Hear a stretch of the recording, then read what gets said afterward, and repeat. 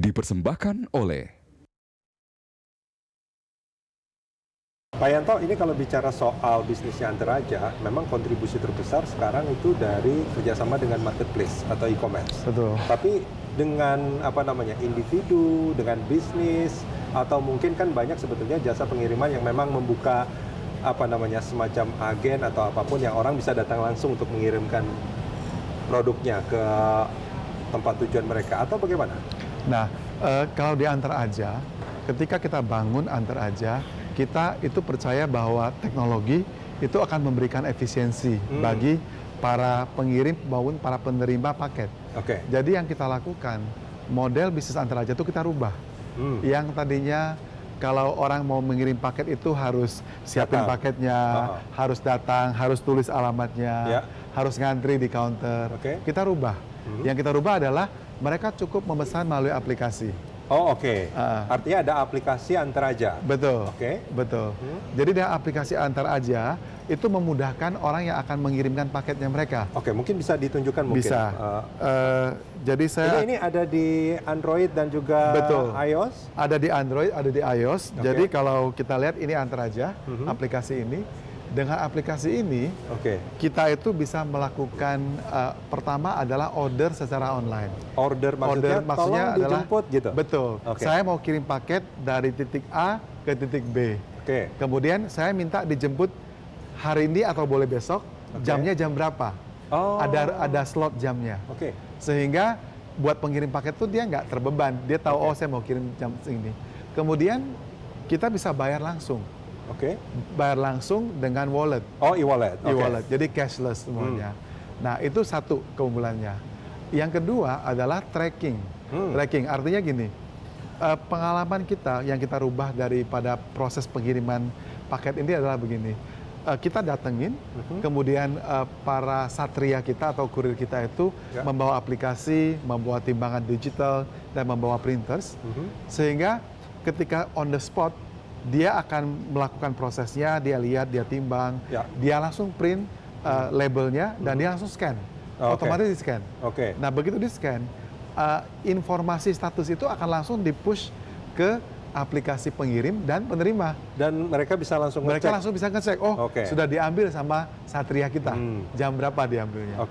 Jadi, tracking itu fungsinya, sehingga orang sekarang nggak perlu khawatir atau nanya, atau harus telepon lagi ke call centernya si Express. Ini barang saya di mana ya? Itu nggak usah lagi. Itu yang pertama. Itu langsung bisa dicek sama mereka. Betul sekali. Nah, yang paling unik sebenarnya karena kita memang di awalnya bermain dengan pemain platform, kita mengenalkan di dalam aplikasi kita yang kita sebut dengan e-commerce connect. E-commerce connect. Betul. E-commerce connect ini idenya sebenarnya sangat simple. Kalau saya harus membeli di beberapa platform lain, platform A, B, dan C, ketika saya beli paket, tentunya kan kalau saya mau cek statusnya, biasanya saya harus login ke platform A. Barang saya udah di mana? Yang B, barang saya di mana? Nah, idenya kita adalah kita konekin dengan e-commerce itu, sehingga walaupun dia beli paket itu barang itu dari platform A, B, atau C, cukup dengan Antaraja dia bisa lihat semuanya. Artinya kan ini sebetulnya mendorong juga calon customer itu, walaupun beli di marketplace atau e-commerce apapun, tetap menggunakan kurirnya. Betul. Antaraja jadi dia gabungin sebetulnya semuanya, Pak. Mau beli dari e-commerce, mau dia kirim personal, mau dia belinya lewat Instagram, atau dari Facebook, semuanya ada di sini. Dan yang bagusnya adalah baik pengirim maupun penerima bisa lihat statusnya. Dan mereka pun nggak perlu untuk menginstal banyak aplikasi sebetulnya. Betul, hanya satu aja.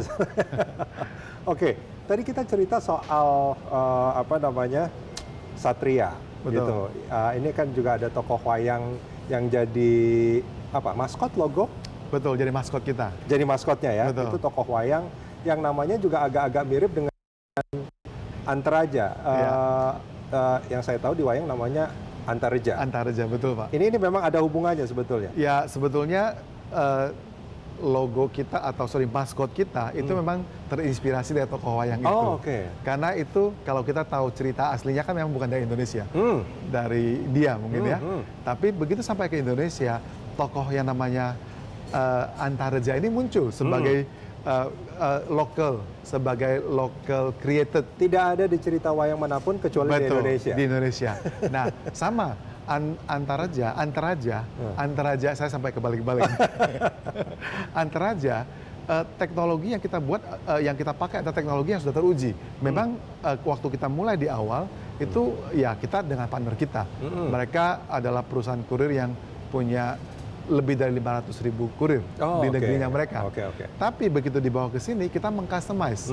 Kita mengcustomize. Sekarang saya punya tim yang udah hampir 100 orang IT khusus untuk melokalize itu semuanya.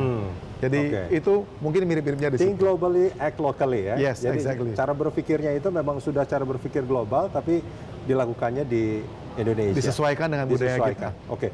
Itu ada apa namanya? Value kalau saya tidak salah. Betul. Satria itu ada tadi sempat disebutkan ada Satria, sigap, aman, sigap, aman, terpercaya, ramah, integritas, amanah. dan amanah. Betul. Oke. Nah, ini kan menarik sebetulnya kalau kita bicara soal apa namanya value ini. Betul. Di perusahaan jasa itu kepuasan pelanggan itu juga bisa menjadi ukuran. Betul. Dan saya cukup yakin di perusahaan jasa apapun mungkin akan ada yang namanya komplain.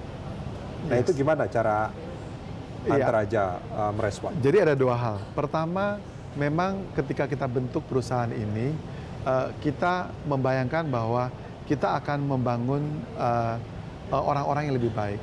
Makanya kalau kita lihat tagline kita yang di luar, Antaraja pasti bawa happy. Jadi itu tagline-nya kita, pasti bawa happy. Di internal kita bilang tagline-nya atau hashtag kita, hashtag jadi orang baik. Jadi jadi orang baik pasti bawa happy. Dan the way atau kita menyebut para customer kita sebut mereka happy zen. Happy zen. Nah, jadi yang dari awal kita tanamkan adalah value daripada Satria. Karena Satria kita adalah yang sangat penting. Teknologi kita boleh bagus, platform kita bagus teknologinya. Tetapi kalau kita nggak memiliki Satria yang kuat, yang memiliki nilai, itu akan sulit. Jadi pertama yang kita lakukan untuk memastikan kepuasan pelanggan adalah kita itu melatih para Satria kita.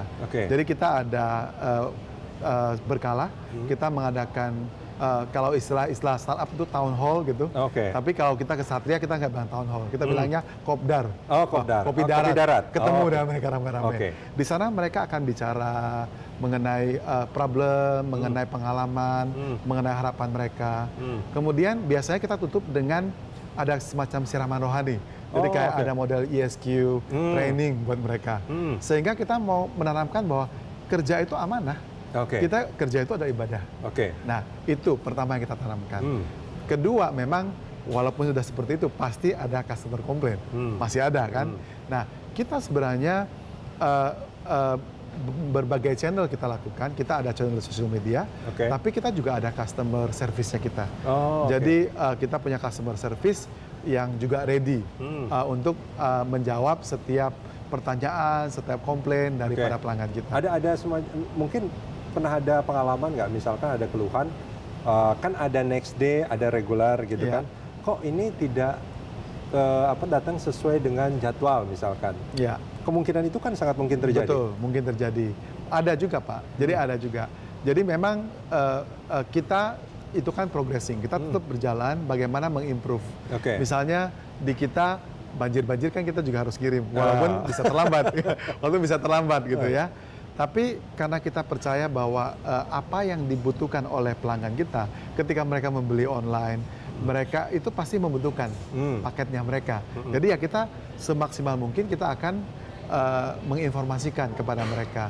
Di awal-awalnya sebenarnya ada notifikasi melalui SMS. Jadi sebelum mereka menerima, kita udah notifikasi. Nah, sekarang udah melalui aplikasi, apps. Makanya kalau buat para pelanggan Antaraja yang menginstal apps, itu akan dipermudah sekali. Nah, jadi kita tetap akan memberikan layanan, akan berusaha memberikan yang terbaik dalam layanan kita ke pelanggan kita. Kalau untuk tahun 2020 sendiri, Pak Yanto, targetnya Antaraja apa? Ada banyak nih. Yang pertama tentunya untuk bisa sukses di bisnis ini, kita harus punya jangkauan network yang luas atau coverage area yang luas, ya kan? Nah, tahun ini kita juga akan menambah coverage area lagi. Oke. Walaupun kita sudah ada di sekian banyak titik. Di 30 provinsi, Betul. 65 kota, Betul. 400 lebih kecamatan. Betul. Nah, tahun ini kita akan fokuskan terutama di Jawa. Kita akan masuk ke kabupaten-kabupaten, kota. Oke. Jadi kita memprediksi mungkin akan sekitar hadir di 150 kota. 150 kota. Iya. Itu 2 kali lipat daripada apa yang sudah Betul. Ada Dari pada sekarang. tahun lalu. Oke. Betul. Betul. Jadi itu yang kita harapkan. Jadi kita akan berusaha melayani lebih banyak orang lagi supaya mengenable orang-orang yang di daerah-daerah untuk bisa menerima layanan antar aja. dan itu pasti akan sangat membutuhkan banyak satria. Betul sekali. Baik. Betul sekali. Kita merencanakan kalau dari satria mungkin sekitar 6.000 7.000-an satria Oke. pada akhir tahun nantinya. Pak Yanto, kita jeda sebentar. Iya. Kita akan lanjutkan di segmen berikut. Oke. Pemirsa jangan kemana-mana, kami segera kembali.